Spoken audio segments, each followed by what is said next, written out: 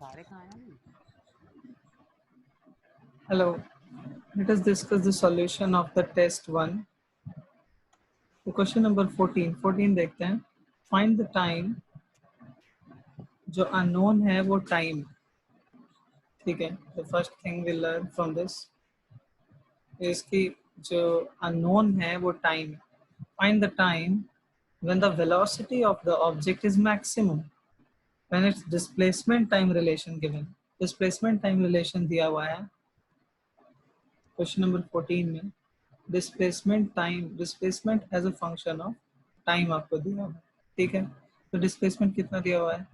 20 sine 5t plus 30 degree. 20 sine 5t plus 30 degree. मैंने बताया कि एंगल को हमेशा पाई के टर्म्स में एक्सप्रेस कर देना. तो ये जो एंगल है थीटा, ऐसे वाले क्वेश्चंस में जहाँ पे डिफरेंशिएशन और इंटीग्रेशन करना हो और अंदर में ये डिग्रीज में है, बट ये पता है डिग्रीज में नहीं होगा, ये रेडियंस में निकल के आएगा क्योंकि टाइम होता है सेकंड में और ये 5 है स्केलर, 5 टाइम्स टाइम. तो अंदर में ये जो एंगल है ना, इसको हमेशा थीटा में लेना अच्छा होता है. तो 30 डिग्री को π/6 लिख सकते हैं. ठीक है. तो इस इक्वेशन को 20 पाई की वैल्यू वही जो आप जानते हो पाई को, जैसा 22/7 और 3.14 and this whole lot of the values. 20 sine 5t plus यहाँ पे π/6 रख लेते हैं. ठीक है. तो मेरे को जानने का है जब वेलोसिटी कब मैक्सिमम हो जाती है. वेलोसिटी कब मैक्सिमम हो जाती है, तो मैंने हमेशा बोला है नोन से अननोन की तरफ जाने का रास्ता ढूंढो. तो डिस्प्लेसमेंट दिया है, इससे वेलोसिटी पे जाने का रास्ता क्या है? डिफरेंशिएशन. टाइम के रेस्पेक्ट में डिफरेंशिएशन, और तो कोई रास्ता होता नहीं है. तो इस डिस्प्लेसमेंट को अगर हम डिफरेंशिएट कर देंगे तो हमारे पास आ जाएगा वेलोसिटी का एक्सप्रेशन. इसको डिफरेंशिएट कर दो. 20 कांस्टेंट है, साइन का डिफरेंशिएशन क्या हो जाएगा? cos 5t plus π/6. लेकिन स्टैंडर्ड फॉर्म में नहीं है ये 5t प्लस π/6 अकेले स्टैंडर्ड फॉर्म में नहीं है. तो अंदर वाले टर्म को फिर से करते हैं, चेन रूल ऑफ डिफरेंशिएशन. तो 5t प्लस π/6 को अगेन डिफरेंशिएट करेंगे तो 5t का डिफरेंशिएशन 5 प्लस π/6 का डिफरेंशिएशन 0. तो अगेन ये 5 से मल्टीप्लाई हो जाएगा तो 20 टाइम्स 5 100 हो जाएगा. 100 cos 5t प्लस π/6. ये आ गया वेलोसिटी का एक्सप्रेशन. ठीक है. तो तुम्हारे पास वेलोसिटी का एक एक्सप्रेशन आ गया. और यहाँ से क्या पता चला कि वेलोसिटी फंक्शन है किस वेरिएबल का? टाइम का. तो जैसे जैसे टाइम वेरी करेगा, वैसे वैसे वेलोसिटी वेरी करेगा. तो ऑब्वियसली किसी एक टाइम पे वेलोसिटी क्या होगी? मैक्सिमम होगी. ठीक है. क्या पूछा है क्वेश्चन, एक बार फिर से कंसल्ट करेंगे. When the velocity of the object is in meter, when its displacement time relation is given as, find the time when the velocity of the object is, editing हो गया. Find the time when the velocity of the object is maximum. Velocity maximum कब होगी? जब ये cos का value कितना हो जाएगा? cos का वैल्यू मैक्सिमम कितना हो सकता है? हेलो. हाँ, 1 होगा. मैक्सिमम वैल्यू 1 हो सकती है cos की. ठीक है. इसको मैक्सिमम कर देंगे तो ऑब्वियसली वेलोसिटी भी क्या आ जाएगा? मैक्सिमम. ये शॉर्ट में बना सकते हैं, कॉमन ऑब्जर्वेशन. एक और तरीका है, वेलोसिटी को मैक्सिमम करना है तो dv/dt को क्या कर दो? 0. ये मैथमेटिकल तरीका, क्योंकि वेलोसिटी टाइम ग्राफ का उसके मैक्सिमम होने के पॉइंट पे स्लोप क्या होगा? 0. तो हाँ, दो तरीके हैं बनाने के. आप इससे भी बना सकते हैं, पर इससे आसान ये वाला है. ठीक है. अगर एक ही टाइम बताना है तो आराम से इससे बनाया जा सकता है. तो cos को अगर आप 1 करोगे तो किस एंगल पे cos 1 होगा? cos 9 1 होना, 0 डिग्री. 0 डिग्री. ठीक है. तो यहाँ पे 0 लिख देंगे तो टाइम देखो नेगेटिव में आ जाएगा, ये इधर आ जाएगा तो वैल्यू नेगेटिव हो जाएगी, तो 0 नहीं लेंगे। 0 के बाद cos 1 कहाँ पे होता है? 2 पाई पे। 2 पाई मतलब 360 डिग्री। cos का कर्व याद रखना है, देखो cos का कर्व होता है ये और ये 0 डिग्री पे 1 होता है, 90 डिग्री पे 0 होता है, 180 डिग्री पे -1 होता है, 270 डिग्री पे अगेन 0 हो जाता है और 360 डिग्री पे अगेन 1 हो जाता है। इसी को 2 पाई कहते हैं, 360 डिग्री को। तो 0 से हमारी वैल्यूज इनवैलिड आ रही है तो हम 2 पाई यूज कर लेंगे, ठीक है। तो 5t प्लस पाई बाई 6 इसको लिख देंगे 2 पाई। ये इधर आके माइनस हो जाएगा। 5t इज इक्वल्स टू 2 पाई में से पाई बाई 6 घटाओगे तो आएगा 11 पाई बाई 6। टाइम आ जाएगा 11 पाई बाई 6 5 जा 30। ये टाइम आ जाएगा, जो भी टाइम का यूनिट है उसमें डायरेक्ट। अगर तुम एंगल को पाई में कन्वर्ट नहीं करते, डिग्रीज में रखते, तो आंसर जो है ना वो इनकंसिस्टेंट आता, ठीक है। तो अंदर का यूनिट देख लेना चाहिए और in most of the cases अंदर पाई की वैल्यूज ही रखी जाती है। समझ रहे हो प्रियांशु? ठीक है। हाँ। तो हाँ सुन लिया मैंने। चलो तो 15 क्वेश्चन बनाते हैं। इसमें इसमें सब लोगों ने गलती की, क्योंकि मुझे समझ नहीं आ रहा। ऑलमोस्ट गलती की है सबने। The velocity time plot for a particle, I mean in मतलब इसमें 2 आंसर्स करेक्ट है ना, तो एक ही दिया है लोगों ने। आप लिख देते मल्टीपल करेक्ट। हाँ ये मुझे लिखना था इसमें multiple correct, but still I wanted to see अगर कोई देख सकता है कि एक से ज्यादा ऑप्शंस करेक्ट हैं कि नहीं। इनिशियली टेस्ट डिफिकल्ट ही होंगे, आपको ध्यान से देखना है। The velocity time plot for a particle moving on a straight line is shown in the figure. Choose the correct option. The particle has a constant acceleration. देखो ये स्लोप हमेशा इसका वेलोसिटी टाइम कर्व का, हाँ velocity time curve का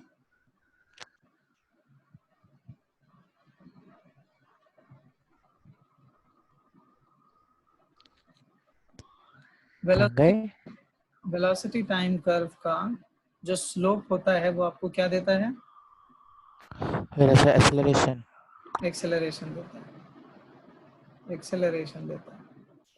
तो ये जो स्लोप है तुम देखो कांस्टेंट है कि नहीं, तो इसका एक्सेलरेशन भी कांस्टेंट है। Constant. However, the acceleration is negative, क्योंकि स्लोप देखो इस लाइन का ऑब्ट्यूज एंगल है हर जगह, तो स्लोप नेगेटिव ही आएगा। The particle has never turned around. Turn around का मतलब क्या होता है? आपकी वेलोसिटी पॉजिटिव से कभी नेगेटिव हो जाए, मतलब आप जरूर आगे जा करके लौट गए हैं, या फिर ऑलरेडी उल्टा चल रहे थे और इधर से आपका पॉजिटिव डायरेक्शन में वेलोसिटी हो जाए, मतलब पॉजिटिव से नेगेटिव वेलोसिटी हो या नेगेटिव से पॉजिटिव वेलोसिटी हो आपके कर्व पे, तो आप आसानी से पकड़ सकते हैं कि the particle has turned around. यहाँ देखो इस रीजन में इसकी वेलोसिटीज पॉजिटिव है, इस पूरे रीजन में यहाँ पे 0 हो जाती है और यहाँ पे सारी वेलोसिटीज नेगेटिव है कि नहीं? देखो वेलोसिटीज नीचे जा रही है। तो इससे मेरे को क्या पता चलता है कि the particle has definitely turned around. Okay, ये बात ध्यान रखनी है तुमको। बहुत आसानी से कर्व से कैसे बिना कुछ सोचे समझे कर्व से कितनी आसानी से काम किया जा सकता है। The particle has 0 displacement. अच्छा, वेलोसिटी टाइम कर्व से डिस्प्लेसमेंट की तरफ कैसे जाया जाता है? इंटीग्रेशन। इंटीग्रेशन। और कर्व पे कैसे पता चलेगा? कर्व देख के बस, एरिया। एरिया से। Very good. तो एरिया से पता चलेगा। अब देखो ध्यान से, ये देखो ये एरिया, जैसे जैसे आगे जाओगे एरिया ऐड होते जाएगा, एरिया ऐड होते जा रहा है, ऐड होते, इस मोमेंट तक एरिया ऐड होगा, मतलब इस मोमेंट तक उसका डिस्प्लेसमेंट क्या हो रहा है? बढ़ता ही जाएगा, बढ़ता ही जाएगा, बढ़ता ही जाएगा कांस्टेंट रेट से। बढ़ रहा है एरिया, जैसे जैसे आप आगे जा रहे हो एरिया ऐड होता जाएगा, ऐड होता जाएगा। एक्स एक्सिस के ऊपर का एरिया पॉजिटिव है, क्योंकि देखो वेलोसिटी पॉजिटिव था, ये आगे जा रहा था।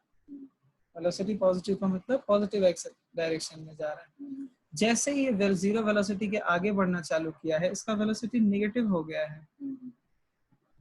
आवाज आ रही है प्रियांशु? ठीक है। तो मैं कह रहा था कि वेलोसिटी आपकी नेगेटिव हो रही है, लेकिन आप चल तो रहे हैं फॉरवर्ड डायरेक्शन में ही, तो आपका डिस्प्लेसमेंट बढ़ता ही जा रहा है, अनलेस कि आप एक पॉइंट पर जा करके लौटना चालू कर देते हैं। जैसे ही लौटना चालू किए आपकी वेलोसिटी नेगेटिव हो गई, जो कि यहाँ पे हो रही है, और नेगेटिव डायरेक्शन में वेलोसिटी बढ़ती ही जा रही है, बढ़ती ही जा रही है। तो एरिया वाइज अगर देखो तो नेगेटिव डायरेक्शन में इसका डिस्प्लेसमेंट बढ़ता ही जा रहा है, बढ़ता ही जा रहा है, बढ़ता ही जा रहा है, जब तक ये 30 सेकंड तक चल नहीं लेता। ठीक है, तो द पार्टिकल है जीरो डिस्प्लेसमेंट। जीरो डिस्प्लेसमेंट कब होता है? जब ये एरिया और ये एरिया दोनों रहते और ये वाला पार्ट रहता ही नहीं। तो इसका मतलब क्या होता है? जितना ये आगे गया है उतना ही पीछे भी आ गया है। समझ रहे हो प्रियांशु? हाँ।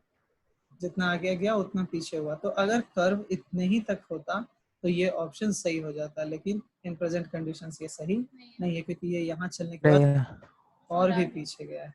ठीक है, अब ये वाला भी हो गया, एज नेवर टर्न अराउंड, ये भी गलत है, ये सही है। ये ऑप्शन और अच्छा हो सकता था अगर यहाँ पे एक्सेलरेशन के जगह पे डीएक्सेलरेशन लिखा रहता, बट स्टिल इट्स करेक्ट, क्योंकि एक्सेलरेशन ही दोनों वर्ड्स का मीनिंग होता है, एक्सेलरेशन और डीएक्सेलरेशन। डीएक्सेलरेशन तो बस भाषा का टर्म है, ए ही पॉजिटिव और नेगेटिव होता है। ठीक है, तो अब फोर्थ ऑप्शन देखो, बहुत अच्छा है, the average speed in the interval 0 to 10 second. 0 से 10 सेकेंड में एवरेज स्पीड जो है यहाँ से यहाँ तक जाने वाला is the same as average speed in the interval 10 second to 20 second। यहाँ से यहाँ तक की एवरेज स्पीड। देखो बहुत अच्छा क्वेश्चन है ये, इसको अच्छे से समझते हैं हम लोग।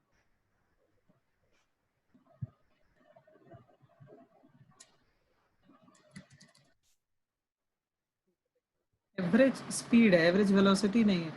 देखो एवरेज स्पीड का मतलब क्या होता है? जो आपने डिस्टेंस ट्रेवल किया है जितने भी टाइम इंटरवल में, जबकि एवरेज वेलोसिटी एक वेक्टर क्वांटिटी है। वेलोसिटी जहाँ भी आएगा ये डिस्प्लेसमेंट होता है, total displacement divided by total time, ये होता है।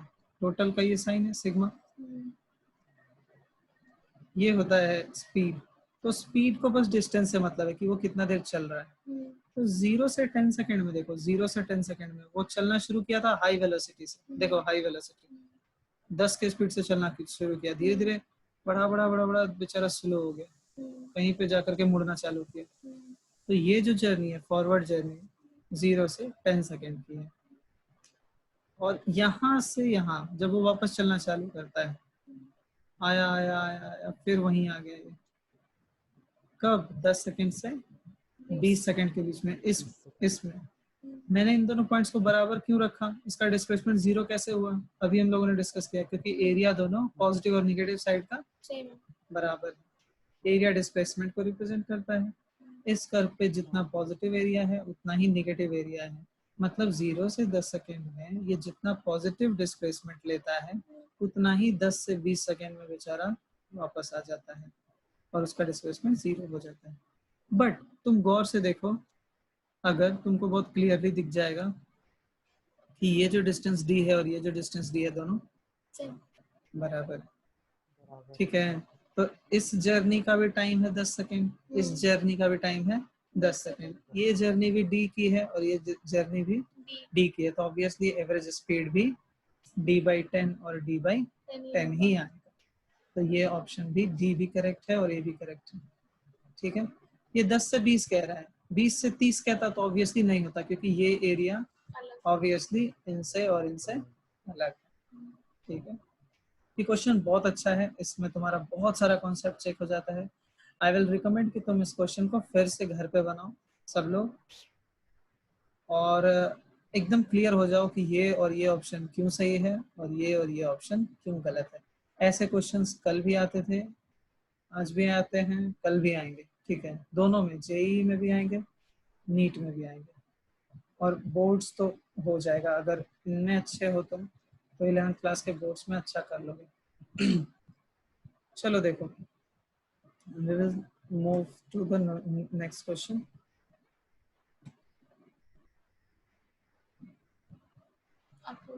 Yeah.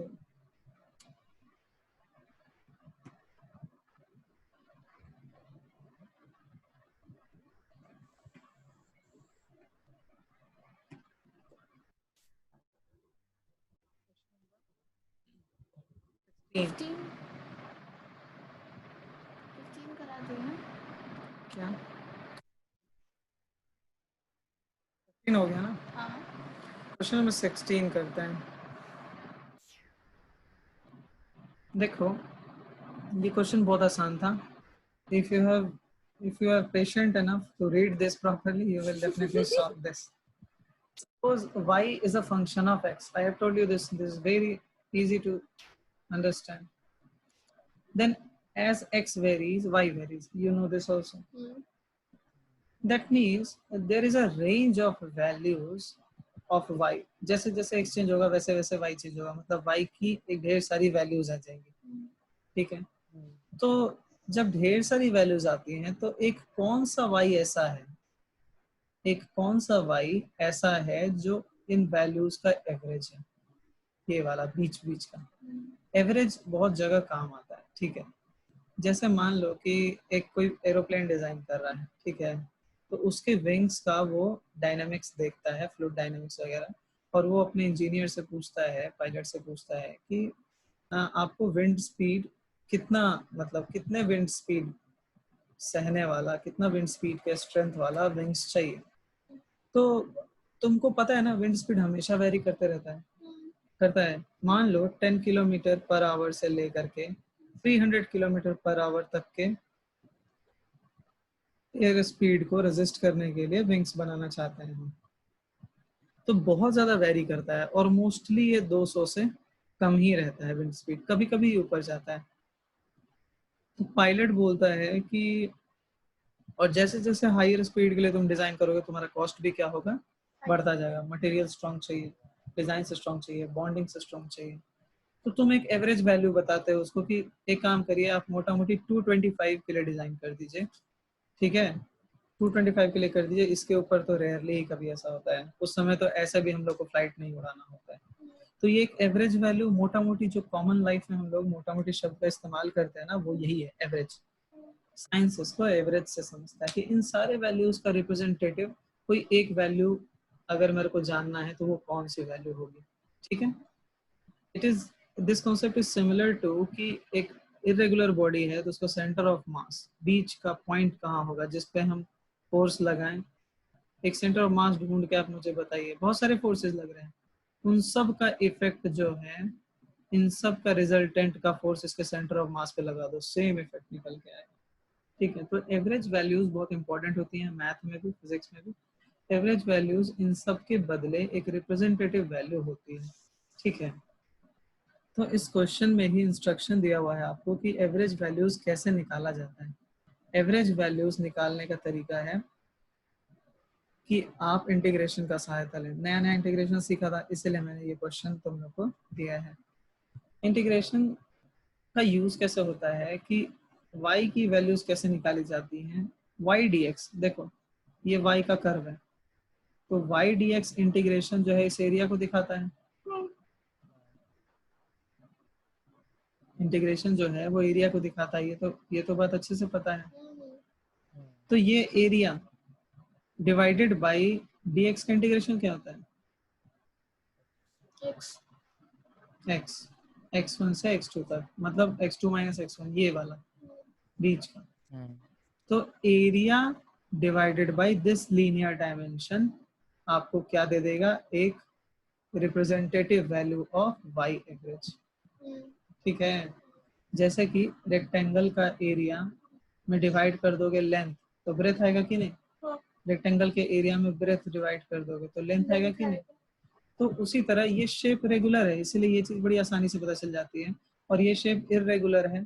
तो इसका मतलब क्या होता है कि ये बीच का जो डिस्टेंस है, बीच का जो डिस्टेंस है, अगर इसको इस y एवरेज से मल्टीप्लाई कर दोगे ना तो ये एरिया ही निकल के आ जाएगा। ये y एवरेज का मतलब होता है कि एक ऐसा वैल्यू बताओ जिसको मल्टीप्लाई करके वही एरिया आ जाए मेरे पास। ठीक है, तो ये y एवरेज क्या हो जाएगा, y एवरेज हो जाएगा area by x। Area by x ही तो ये लिखा हुआ है, ये देखो ये एरिया है इंटीग्रेशन, और ये x है बीच का, ये वाला x। तो एवरेज ऑफ अ क्वांटिटी ऐसे ही डिफाइन की जाती है। ठीक है, एरिया डिवाइडेड बाई एक x का क्वांटिटी आप ले लो तो हो जाएगा। ठीक है, देखो सॉल्व करते हैं, एक बार और अच्छे से समझ लेंगे इसको। Find the average velocity of an object. देखो किस चीज का एवरेज पूछ रहा है, वेलोसिटी का। वेलोसिटी जैसे एवरेज वैल्यू ऑफ y है, तो y किसका फंक्शन है, x का। तो एवरेज वेलोसिटी पूछ रहा है, तो वेलोसिटी को भी किसी का फंक्शन बताएगा वो, तभी ना निकालेंगे। तो वो बताया था क्वेश्चन में, इन्होंने क्वेश्चन में दे दिया डिस्प्लेसमेंट का 2t² + 3, यही दिया हुआ था। तो तुमको एवरेज ऑफ वेलोसिटी पूछा है, दिया डिस्प्लेसमेंट है, तो पहले डिस्प्लेसमेंट से एक स्टेप में आप वेलोसिटी निकाल लो डिफरेंशिएट करके, ठीक है। 2t² का डिफरेंशिएशन हो जाएगा 4t, और ये 0 हो जाएगा, तो इसको नहीं लिखते हैं। तो देखो वेलोसिटी फंक्शन आ गया 4t का, जैसे y फंक्शन आता था x का, ठीक है। तो एवरेज ऑफ y कैसे निकालते थे, एवरेज ऑफ y निकालते थे y dx का इंटीग्रेशन डिवाइडेड बाय dx का इंटीग्रेशन। लिमिट्स लगा सकते हैं, नहीं भी लगा सकते हैं, तो जनरल एक्सप्रेशन आ जाएगा। उसी तरह इसको भी हम v का एक एवरेज वैल्यू निकाल सकते हैं, इंटीग्रेट करके v को इसके वेरिएबल के रेस्पेक्ट में और डिवाइडेड बाय टोटल इंटीग्रेशन में t। देखो दोनों एक्सप्रेशन में कोई डिफरेंस नहीं है, ये एवरेज निकालने का स्टैंडर्ड तरीका होता है मैथमेटिक्स में, और इसको मैंने तुमको दिया था फिजिक्स में यूज करने के लिए, और ये एक्सप्रेशन भी दे दिया था, बस वैल्यू उसको अच्छे से समझ के पुट करना था।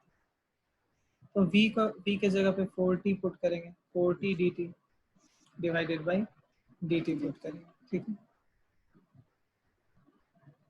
4t dt का इंटीग्रेशन हो जाएगा 4t² / 2 डिवाइडेड बाय dt का इंटीग्रेशन हो जाएगा t, ठीक। 2 से 2 कट गया और t से t कट गया, तो t आ गया। तो एवरेज वेलोसिटी भी, हाँ 2t आया ना, अच्छा हाँ 2t आया, आई एम सॉरी 2t आएगा, करेक्ट। तो एवरेज वेलोसिटी भी अब कांस्टेंट नहीं है, ये भी टाइम का फंक्शन निकल के आ गया। तो हमने ये निकाल लिया। पता है ये एक्सप्रेशन जो है ये बिल्कुल यही चीज है कि अगर तुम v और t का ग्राफ बनाओ, v का एक्सप्रेशन क्या आया था 4t, 3 आया था 4t आया था। तो 4t का कर्व कैसा होगा मालूम, ऐसा होगा, इसका स्लोप 4 होगा, और टी में कोई वैल्यू डाल दो, ये थीटा है तो tan थीटा आ जाएगा, स्लोप 4। टी की वैल्यूज आप जैसे जैसे लेंगे, तो इधर का वैल्यूज पे ध्यान नहीं देना है, नेगेटिव साइड टाइम होता नहीं है, यहाँ से कर्व हमारे इंटरेस्ट का है। तो तुम कहीं भी ले लो, 0 से लेके किसी भी रैंडम टाइम के बीच में ले लो, ये जो ग्राफ है, ग्राफ का एरिया है, इस एरिया को तुम डिवाइड कर दो t से, यही एवरेज वेलोसिटी आ जाएगा। तुम करके देख लो यहाँ पे, देखो 0 पे, अच्छा ये ओरिजिन से गुजरेगा, I am so sorry graph गलत बन गया, 40 है, 40 प्लस समथिंग रहता ना तब ऊपर से गुजरता। तो ये एंगल थीटा है, ये tan थीटा 4 है, ठीक है ना। तो 0 टाइम से लेकर के t टाइम तक तुम कहीं भी ग्राफ ले लो, और ये एरिया है तुम्हारा, ये एरिया क्या हो जाएगा, half into base into height, base into height. Base कितना है t, 0 से t, और ये वेलोसिटी ले लो, t पे वेलोसिटी कितना होगा इस इक्वेशन के अनुसार 4t, तो इंटू 4t कर लो, ये एरिया आ गया। देखो 2 से 2 कट गया, ये हो गया 2t² एरिया, ये देखो area 2t² divided by t, कितना आ गया 2t, देखो एवरेज वेलोसिटी कितना आ गया t, 2t, जो कि यहाँ पे इंटीग्रेशन से भी आ रहा था। तो integration is nothing but area का ही कैलकुलेशन है, और एवरेज जो होता है वो area divided by x coordinate होता है। देखो area divided by x coordinate, दो पॉइंट्स के बीच में, ये तुम निकालिए, यही एवरेज वेलोसिटी होता है या एवरेज फंक्शन होता है, जो तुम लिखना चाहो। ये एवरेज का साइन है, दोनों तरफ से ऐसे कर दो या y पे बार दे दो, एवरेज का साइन। तो इस देखो ऐसे क्वेश्चंस तुमको आएंगे, खास करके आईडी वगैरह में तो जरूर आएंगे कि बच्चा पढ़ के कोई चीज समझ सकता है कि, कोई चीज़ डिड्यूस कर सकता है कि नहीं, एक नई थ्योरी उसके सामने दी जाती है तो वो उसको समझ पाता है कि नहीं, ठीक है। इससे आपको कॉम्प्रिहेंशन पता चलता है, इसलिए जानबूझ के ये क्वेश्चन दिया गया था। क्वेश्चन नंबर 17 इज जस्ट, ये सिर्फ डायग्राम का क्वेश्चन है और कुछ भी नहीं है, ठीक है। इस क्वेश्चन में कहते हैं, ये डायग्राम जो सही से बनाएगा उसका ये क्वेश्चन बन जाएगा। ये ग्राउंड है, ठीक। किसी हाइट से, किसी हाइट कैपिटल एच से किसी चीज को ड्रॉप किया गया, ऐसे तो नहीं ड्रॉप करते हैं, ऐसे किसी ने ड्रॉप किया, ठीक है। तो कहता है कि ये जो लास्ट 6 मीटर है ना इसकी जर्नी का, ये इसने 0.2 सेकेंड में कवर कर लिया है, 0.2 सेकेंड, ये लास्ट जर्नी जो है। तो यहाँ से जब ये ड्रॉप हुआ था, इनिशियल वेलोसिटी इसकी 0 है, ठीक है। ड्रॉप करने का मतलब बस हाथ से लेके छोड़ दिया, तो इनिशियल वेलोसिटी आपने कुछ दिया नहीं, you have subjected it to the effects of gravity, only gravity. तो यू से ये आ तो रहा था, पर इतना जो जर्नी है इसका h-6 मीटर का, इस जर्नी में इसने कुछ वेलोसिटी गेन भी तो किया होगा, फाइनल वेलोसिटी। इस जर्नी में वो कितना वेलोसिटी गेन करेगा, लिखेंगे हम v square minus u square is equal to 2 into gravity into h-6, ठीक है। हमने सारा डायरेक्शन नीचे की तरफ ही पॉजिटिव ले लिया है, ठीक है। तो ग्रेविटी को भी आप पॉजिटिव में रखेंगे, सारी वेलोसिटीज u v सब पॉजिटिव में आ जाएंगे। तो देखो कहीं भी मैंने कोई भी क्वांटिटी नेगेटिव में नहीं लिखी है, सब पॉजिटिव है, अपने अज्यूम्ड रेफरेंस एक्सिस के डायरेक्शन के हिसाब से आप कोई भी डायरेक्शन पॉजिटिव ले सकते हैं। अगर आप ऊपर पॉजिटिव लेंगे तो सारी वैल्यूज को आपको नेगेटिव में रखना पड़ेगा, कोई दिक्कत नहीं होगा, बस इसी को, हाँ उल्टा भी ले सकते हैं, बिल्कुल ले सकते हैं। और लेकिन पूरे प्रॉब्लम में आपको इसी को कंसिस्टेंटली फॉलो करना पड़ेगा, ऊपर की क्वांटिटी पॉजिटिव और नीचे की क्वांटिटी नेगेटिव, आंसर बिल्कुल सेम आएगा। If you want I can explain it also, but let us do it some other time. देखो v square is equals to 2g, g की वैल्यू थोड़ी देर के लिए 10 ले लो, तो ये 20 हो जाएगा, 20h माइनस 120, ठीक है। ये इक्वेशन 1 आ गया। अब ये कह रहा है कि ये जो 6 मीटर का डिस्टेंस है, ये इसको कवर किया इसने 0.2 सेकेंड में, ठीक है, इस वेलोसिटी से स्टार्ट करके, और एक्सेलरेशन तो अभी भी है ही g।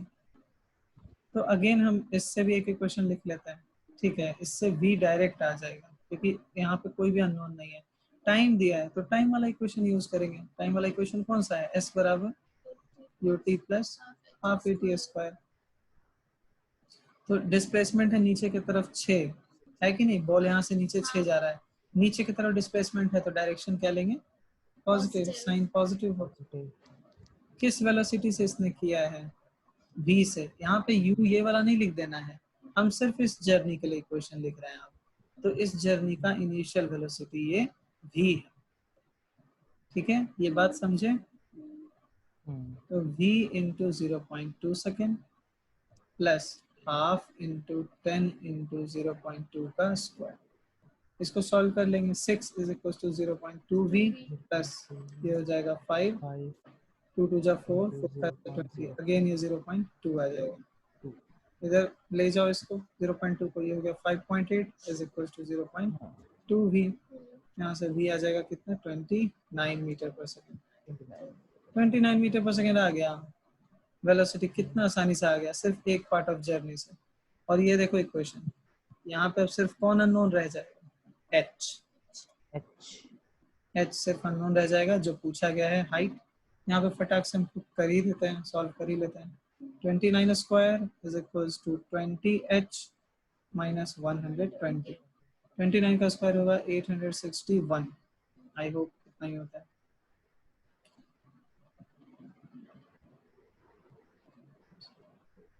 841 सॉरी 841 हो गया, 20h माइनस 120, ये इधर ऐड हो जाएगा, ये हो जाएगा 961 बाई 20h, हाइट यहाँ से आ जाएगी 961 बाई 20, इसको तो डिवाइड कर दो, 4 1 6 8 0 5 इतना आ जाएगा। तो बहुत आसान क्वेश्चन था, बिल्कुल बेसिक इक्वेशंस लगाने थे, 2 इक्वेशंस, 1 मिनट भी नहीं लगेगा ये इक्वेशन लिखने में और ये इक्वेशन लिखने में, और 1 मिनट भी नहीं लगेगा ये कैलकुलेशन करने में। टोटल 2 मिनट में ये क्वेश्चन सॉल्व हो जाएगा, बड़ा सा दिखने वाला क्वेश्चन। लेकिन कब? जब आपको ये डायग्राम बनाना आएगा, जब विजुअलाइज करने आएगा। I have said it from the first class कि physics is all about visualization। आपको सामने कोई चीज होती हुई दिख रही है कि नहीं? अगर नहीं दिख रही है so you are into wrong hands, आप सही से physics नहीं पढ़ रहे, you are not working enough। सब कुछ जो सामने होता है फिजिक्स उसको एक्सप्लेन करने के लिए मैथमेटिकल इक्वेशंस और थ्योरीज बनाता है, दैट्स इट। फिजिक्स का बस यही काम है, इसको हेल्प करता है mathematics, but physics is all about visualization. Okay, people struggle a lot in this. Visualize करते हैं आप अगर तो आपको समझ में आएगा, वरना it will be a very problematic thing to do. ठीक है, रेस्ट क्वेश्चंस हम लोग नेक्स्ट क्लास में करेंगे। Thank you.